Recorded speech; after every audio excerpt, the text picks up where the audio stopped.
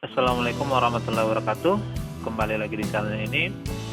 Kali ini saya akan menyampaikan tentang gerak parabola.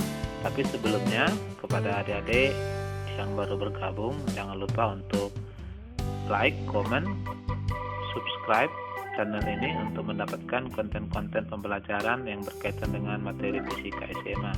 Baik, kita lihat tujuan pembelajaran dulu. Setelah mengikuti pembelajaran, peserta didik diharapkan mampu: 1. Mengidentifikasi perpaduan gerak lurus berubah beraturan dengan gerak lurus beraturan. 2. Menentukan posisi dan kecepatan gerak parabola dalam bidang horizontal dan vertikal. Yang ketiga, menentukan resultan kecepatan dalam gerak parabola. Keempat, menentukan tinggi maksimum dan jarak mendatar dari benda yang bergerak dengan lintasan parabola. Dan yang kelima, merancang percobaan gerak parabola dan mempresentasikannya dengan tekun, teliti, jujur, proaktif, dan bertanggung jawab. Nah, barangkali yang kelima ini bisa kamu cobakan secara mandiri di rumah ya, dengan memperhatikan besaran-besaran yang nanti akan kita bahas. Nah, kita lihat gerak parabola. Gerak parabola adalah semua gerak yang lintasannya berbentuk parabola dan merupakan hasil perpaduan antara gerak dalam arah horizontal dengan gerak dalam arah vertikal. Jadi, gerak parabola ini adalah gabungan dari dua jenis gerak. Nah, untuk menafsirkan lebih jauh tentang gerak parabola ini, kamu akan Bapak ajak untuk melihat tayangan video berikut ini. Ini adalah gerak sebuah rudal ya, mengikuti lintasan berbentuk parabola. Sama-sama kita perhatikan. Nah, teknologi gerak parabola ini tentunya ya sekarang banyak dipergunakan di dalam kehidupan sehari-hari. Perhatikan rudal yang diluncurkan ini kemudian bergerak membentuk lintasan parabola. Ini adalah alat tempur yang canggih ya, menggunakan rudal. Nah, rudal yang sekarang dikembangkan itu adalah rudal antar benua. Lintasannya berbentuk parabola. Di sini agar kiranya dapat bergerak, maka dibutuhkan energi awal atau kecepatan awal. Dan teknologi ini juga ya digunakan untuk mengamankan suatu wilayah di sebuah negara yang dinamakan dengan Iron Mesh.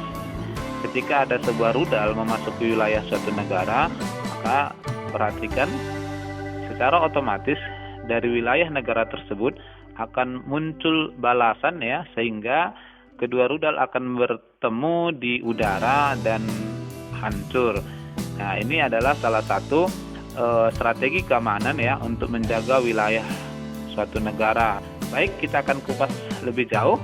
Kita akan mulai dari ciri-ciri gerak parabola. Ini sebuah peluru yang dijatuhkan pesawat tempur juga termasuk gerak parabola ya. Dalam hal ini lintasannya setengah parabola. Kemudian juga termasuk gerak parabola adalah lintasan peluru yang seperti kita bahas di depan tadi. Nah, ini adalah lintasan parabola secara penuh. Nah, kita akan bahas hasil perpaduan antara gerak GLB dalam arah horizontal atau sumbu X dan gerak GLBB dalam arah vertikal atau sumbu Y. Ya, itulah merupakan gerak parabola. Jadi tadi di atas sudah sama-sama kita lihat, ternyata perpaduan yang terjadi adalah antara GLB di sumbu horizontal dengan GLBB dalam arah vertikal. Nah, kita coba lihat lebih jauh dalam sumbu Y ya, GLBB dengan percepatan gravitasi, sementara di sumbu X itu adalah GLB dengan kecepatan konstan. Inilah ciri-cirinya. Nah, kita akan lihat dulu posisi dan kecepatan pada gerak parabola. Melalui penjelasan ini ya, kamu akan Bapak ajak untuk menentukan posisi dan kecepatan sebuah benda yang bergerak secara parabola di setiap waktu ya. Nah, ini konsep utamanya adalah gerak pada bidang yang kemarin sudah kita bahas. Jadi kalau di gerak pada bidang kamu belum menguasai sepenuhnya, ada baiknya kamu buka kembali ya, untuk nanti kamu bisa mengikuti materi yang saya sampaikan ini. Baik, nah sebuah gerak parabola ya bisa kita lukiskan seperti ini. Jadi dimulai dari gerak awal sampai kemudian naik dan mencapai titik tertinggi, lalu kemudian perlahan turun sampai mencapai titik terjauh. Nah, di gambar ini awalnya di koordinat 0, kemudian naik dengan kecepatan awal P0 dan sudut alfa. Sudut alfa ini kita sebut sebagai sudut elevasi. Nah, ini juga termasuk dalam gerak vertikal ya, karena memang di sumbu Y. Oleh karena itu ciri utamanya pastinya harus memiliki kecepatan awal, karena kecepatan awal itu sebagai energi yang membawa benda naik. Nah, di sini ada beberapa titik yang akan kita tinjau. Perhatikan titik A, B, C, D. Nah, pada gerak parabola ya ada 2 titik yang ketinggiannya sama pada waktu yang berbeda.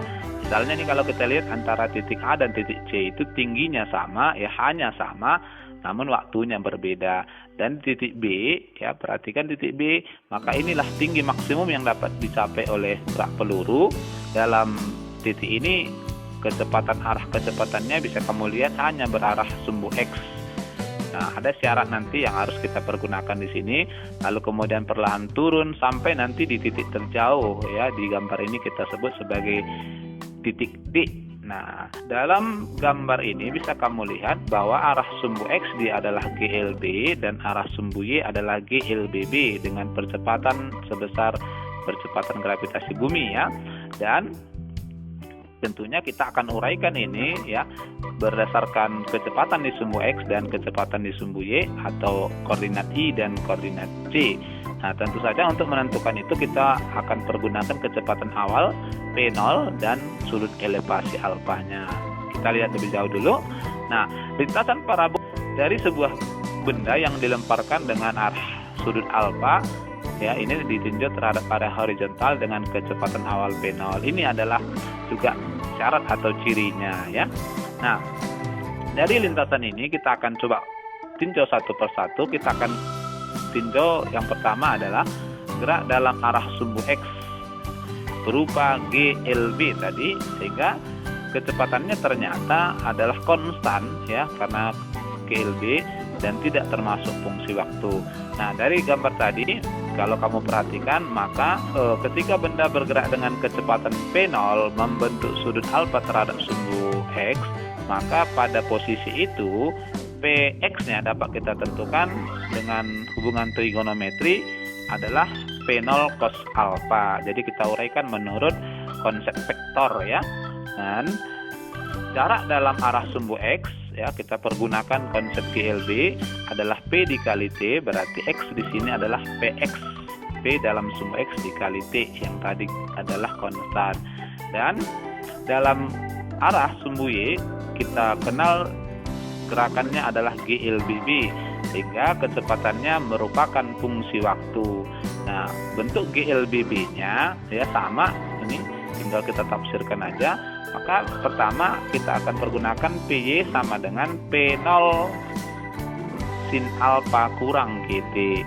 Pada gerak vertikal sebelumnya PY adalah P0 kurang GT, mengalami perlambatan ya. Nah, karena arah kecepatan awalnya ya terhadap sumbu X itu sebesar alfa, maka P0-nya itu harus kita uraikan menjadi P0 sin alfa untuk sumbu Y. Nah, ini perbedaannya. Namun secara umum ya, konsep utamanya dari ketiga besaran GLBB itu sama saja. Hanya perlu diperhatikan adalah penambahan sin alfa karena ada arah terhadap sumbu X. Dan untuk jarak dalam arah sumbu Y kita tentukan menggunakan persamaan GLBB yang kedua ya. Untuk arah vertikal Y sama dengan P0 sin alfa T kurang setengah GT kuadrat. Nah, ini bisa kamu lihat perbedaannya. Kalau di gerak vertikal sebelumnya arah ke atas, Y sama dengan P0 T kurang setengah GT kuadrat. Nah, di sini ada penambahan sin alfa ya, menyatakan arahnya tadi. Lalu kecepatan benda pada sembarang titik dalam waktu T ya, dapat kita nyatakan, ini berarti kecepatan bergantung waktu, P sama dengan PXI tambah PYJ. Nah, ini adalah persamaan kecepatan sembarang waktu. Jadi di sini kita gabung dalam kecepatan sumbu X dan sumbu Y-nya. Dan besar kecepatan pada sembarang titiknya ya, menggunakan vektor, kita hitung besarnya adalah akar dari PX kuadrat tambah PY kuadrat ya. Yang sebelumnya vektornya, yang ini adalah besarnya. Lalu kemudian posisi benda pada sembarang titik dalam waktu T dapat kita tentukan menggunakan persamaan gerak pada bidang sebelumnya, R sama dengan XI tambah YJ. Artinya di sini di setiap waktu ya, benda yang bergerak secara parabola memiliki koordinat X dan koordinat Y. Nah, itu intinya. Dan dalam hal ini Px adalah kecepatan dalam arah sumbu X ya, Py adalah kecepatan dalam arah sumbu Y, dan P0 adalah kecepatan awalnya, serta alfa adalah sudut elevasinya. Lalu yang berikut kita akan bahas lebih jauh posisi dan kecepatan di titik tertinggi. Nah, ini adalah sebuah ilustrasi lagi ya, kita coba ilustrasikan ulang. Maka dalam hal ini ketika di titik B ya, benda berada pada titik tertinggi atau dalam hal ini kita sebut dengan Y-max. Nah, pada kedudukan ini benda memiliki koordinat Y-max dan XB ya. Jadi kalau kita lihat sebenarnya secara geometri bahwa luas yang dibagi oleh garis tengah Y-max itu antara sebelah kiri dengan sebelah kanan itu sama ya. Itu perlu nanti kita pakai untuk menafsirkan lebih jauh tentang gerak ini. Nah, kita akan coba pergunakan konsep-konsep gerak pada bidang yang kemarin. Nah, kecepatan pada titik tertinggi untuk gerak vertikal ya, kalau kamu masih ingat, tinggal P sama dengan PX ya, di gambar tadi di awal tadi sudah Bapak jelaskan. Nah, kenapa? Karena pada posisi ini ya, PY-nya sama dengan 0. Jadi resultan kecepatannya hanya PX dengan PX tadi adalah P0 cos alpha. Lalu, waktu yang diperlukan hingga di titik tertinggi kita tentukan dengan menggunakan persamaan GLBB nomor 1 ya, kita tafsirkan dari sana, tapi jangan lupa menambahkan sin alfanya. Nah, di sini PY sama dengan P0 sin alfa kurang GT. Mencapai titik tertinggi ya, PY-nya harus 0. Oleh karena itu dapat kita persamaan dari sini P0 sin alfa sama dengan GT. Dengan demikian maka benda sudah mencapai titik tertinggi sehingga T max-nya adalah P0 sin alfa per G ya. Itu uraian dari sana. Sehingga syaratnya di sini adalah PY-nya 0. Yang berikut kita akan tentukan tinggi maksimumnya. Nah, tinggi maksimum kita pergunakan dari persamaan GLBB yang kedua, Y sama dengan P0 sin alfa T kurang setengah GT kuadrat. Nah, tadi kita sudah dapat waktu mencapai titik tertinggi. Nah, ketika benda berada pada titik tertinggi, kita substitusi T-nya sehingga kita akan dapatkan hasil dari sini Y max sama dengan P0 kuadrat sin kuadrat alfa per 2G. Yang sebelumnya P0 sin alfa kali T, kita ganti T dengan P0 sin alfa per G ya. Dan kemudian kurang setengah G kali T kuadrat, T-nya kita ganti dengan P0 sin alfa G. Maka kita kuadratkan, setelah kita uraikan inilah hasil akhirnya.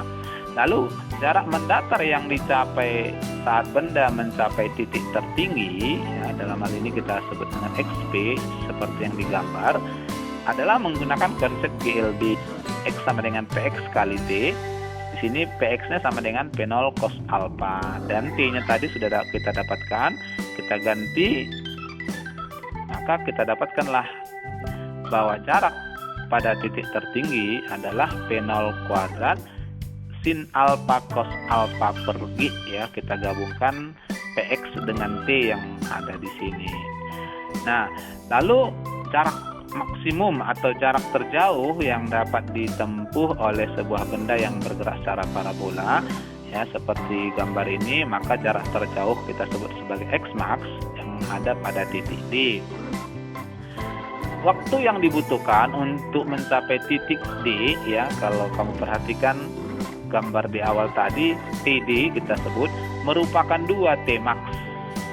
Nah, karena Y-max tadi membagi lintasan gerak parabola ini dalam 2 bagian yang sama, sehingga dari awal sampai mencapai titik tertinggi kita sebut tadi T-max sama waktunya dengan dari titik tertinggi sampai kembali menyentuh bumi, sehingga dalam hal ini T mencapai titik terjauhnya, ya dalam gambar ini kita sebut TD, atau boleh juga kita sebut nanti TDH jauh gitu ya.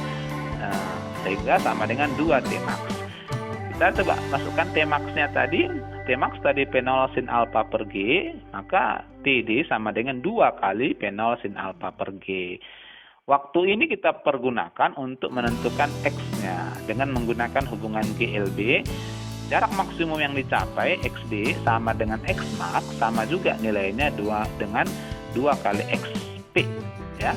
Kita masukkan, maka Xmax-nya sama dengan 2 XP-nya tadi P0 kuadrat sin alpha cos alpha per G, XD sama dengan 2 P0 kuadrat sin alpha cos alpha per G, dan di dalam trigonometri 2 sin alpha cos alpha itu sama nilainya dengan sin 2 alpha, ya.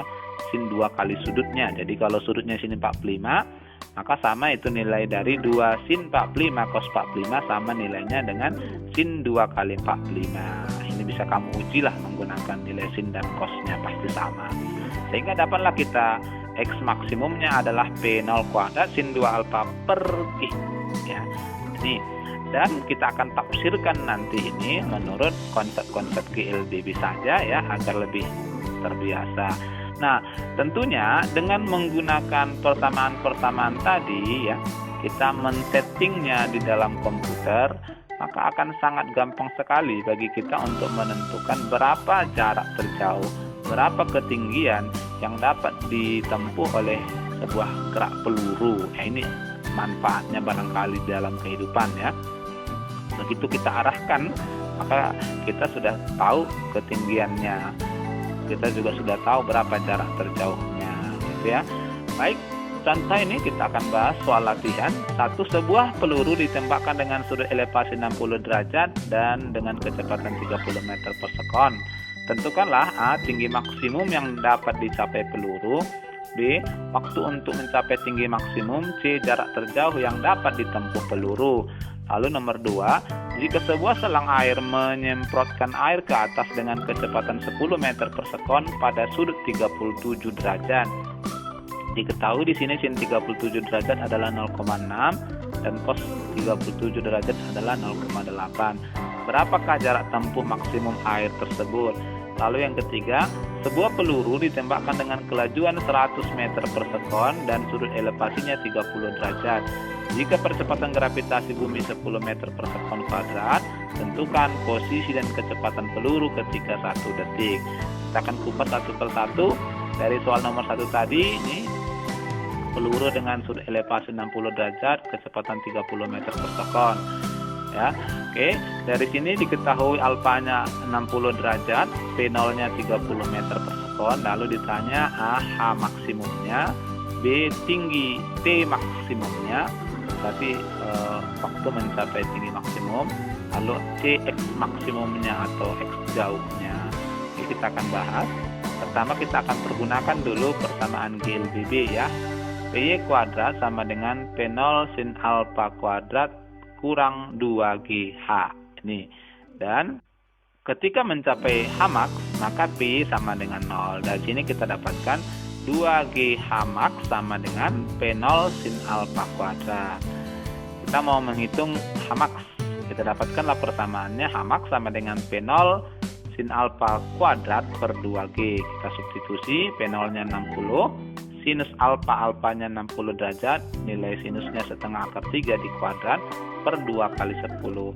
Dapatlah kita H max-nya 2700 per 20 sama dengan 135 meter. Lalu B, T max-nya kita tentukan dari persamaan GLBB yang pertama, PY sama dengan P0 sin alfa kurang GT. Ya, T max saat PY sama dengan 0. Dari sini kita dapatkan P0 sin alfa sama dengan GT max. Dan kita dapat tentukan bahwa T max sama dengan P0 sin alfa per G. Kita dapat nilainya T max sama dengan P0-nya 60 kali sin 60 setengah akar 3 per G-nya 10. Dapatlah kita waktu yang diperlukan untuk mencapai titik tertinggi adalah 3 akar 3 sekon. Lalu C X max, ya, jarak terjauhnya kita menggunakan konsep GLB, ya, P kali T. Dalam hal ini adalah P0 cos alfa kali T jauh. Nah, dengan T jauh adalah 2 kali T max tadi. 2 kali 3 akar 3 dapat kita 6 akar 3 sekon. Kita substitusi, maka dapatlah kita X max-nya sama dengan 30 cos 60 derajat kali 6 akar 3, ya. 30 cosinus 60 adalah setengah, sehingga 15 kali 6 akar 3 dapatlah kita 90 akar 3. Itulah X max-nya. Yang berikut, jika sebuah selang air menyemprotkan air ke atas dengan kecepatan 10 meter per sekon pada sudut 37 derajat, di sini diinformasikan sin 37 0,6 cos 37 0,8, berapakah jarak tempuh maksimum air tersebut? Baik, ya, ini berarti airnya disemprotkan membentuk lintasan gerak parabola. Dari soal diketahui P0-nya 10 meter per sekon, alfanya 37 derajat. Lalu ditanya X max-nya. Kita jawab, tadi di awal X max itu adalah P0 cos alfa kali T jauhnya. Hanya saja di sini T jauhnya tidak diketahui. Kita pakai opsi yang kedua menggunakan persamaan X max sama dengan 2P0 kuadrat sin alfa cos alfa per G. Ya, persamaan kita yang tadi. Dan kita dapatkan di sini 2 kali P0 kuadrat sin 37 cos 37 per G. Kita masukkan nilainya. Jika tidak disebutkan, kita pergunakan nilai percepatan gravitasinya 10. 2 kali 10 kuadrat kali 0,6 itu sin 37. Kemudian cos 37 0,8 dibagi 10. Dapatlah kita 9,6 meter. Sehingga ternyata jarak terjauh yang dapat ditempuh oleh semprotan air tadi adalah 9,6 meter. Yang ketiga, sebuah peluru ditembakkan dengan kelajuan 100 meter per sekon dan sudut elevasi 30 derajat. Jika percepatan gravitasi bumi 10 meter per sekon kuadrat, tentukan posisi dan kecepatan peluru ketika 1 detik.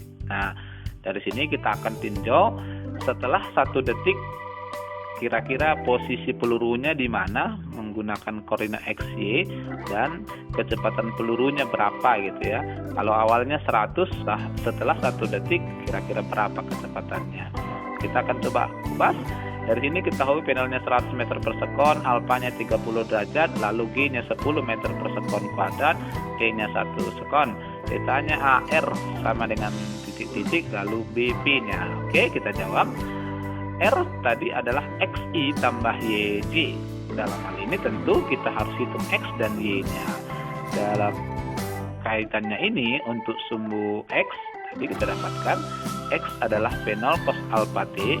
Nah, kita substitusi, dapatlah kita X sama dengan P0-nya 100, alfanya 30 kali T-nya 1. Ya, sehingga 100 cos 30 kali 1 dapatlah kita 50 akar 3. Lalu Y-nya adalah P0 sin alfa kali T kurang setengah GT kuadrat. Ya. Sama seperti persamaan GLBB ya, hanya kita perlu tambahkan untuk P0-nya sin alfa. Ya. Dan kita substitusi nilainya 100 sinus 30 kali 1 kurang setengah kali 10 kali 1 kuadrat. Dapatlah kita 45 meter. Oleh karena itu, maka posisi peluru saat 1 sekon adalah 50 akar 3I tambah 45J meter. Artinya di sini 50 akar 3 arah sumbu X dan 45 meter sumbu Y. Lalu B, kecepatannya kita menggunakan komponen PXI tambah PYJ. Kita harus hitung satu-satu ya. PX ya tadi adalah P0 cos alfa merupakan GLB tetap. Kita hitung 100 kali cos 30 derajat, 100 kali cosinus 30. Ini adik-adik sekalian harus ingat ini adalah modalnya ya, setengah akar 3. Dapatlah kita dalam sumbu X-nya 50 akar 3 meter per sekon. Selanjutnya kita akan hitung kecepatan arah sumbu Y. Nah, PY sama dengan P0 sin alfa kurang GT. Kita masukkan 100 kali sinus alfanya 30 derajat dikurang 10 kali 1. Dapatlah kita ini sinus 30 adalah setengah dikali 100, maka hasilnya 50. Dikurang 10 kali 1, 10. Ternyata kecepatan dalam sumbu Y-nya adalah 40 meter per sekon. Sehingga komponen kecepatannya dapat kita tuliskan secara vektor 50 akar 3I tambah 40 C meter per sekon. Ini adalah komponen dalam dua arah. Sementara yang ditanya adalah kecepatan pelurunya. Maka kita akan hitung kecepatan pelurunya setelah 1 detik dengan menggunakan besarnya ya. Kita gabung. Besar kecepatan pelurunya adalah akar dari Px kuadrat tambah Py kuadrat. Kita masukkan nilainya. Akar dari 50 akar 3 kuadrat tambah 40 kuadrat. Kita kuadratkan, dapat kita akar 7.500 tambah 1.600. Ternyata setelah 1 detik kecepatan peluru turun tinggal 95,39 meter per sekon. Nah, barangkali inilah 3 soal mewakili uji kompetensi yang berkaitan dengan gerak parabola, sekaligus juga mewakili pembahasan dari tujuan pembelajaran yang harusnya kamu capai di awal tadi. Dan kita akan perkuat nanti di diskusi soal-soal latihan dan penugasan. Barangkali demikian. Wassalamualaikum warahmatullahi wabarakatuh.